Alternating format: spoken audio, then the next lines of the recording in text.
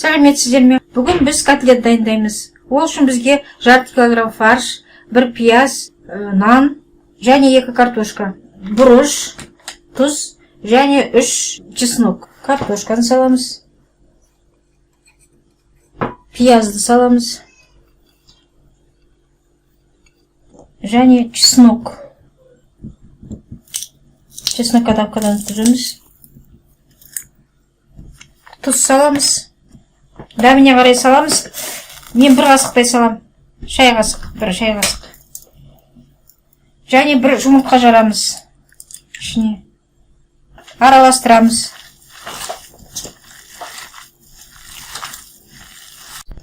Біз енді фаршты котлет қылып дөңгелетеміз. Кім қандай? Мен осы сөпақтау деп сөпақ шығып істеймін котлетті міне. Сосын оны ұнға батырамыз былай. Міне осылай котлетімізді осыншама жайып деп жатырмыз. Міне котлетіміз біздің дайын болды.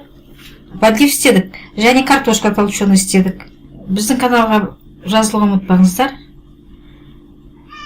Лайк қойыңыздар, сау болыңыздар.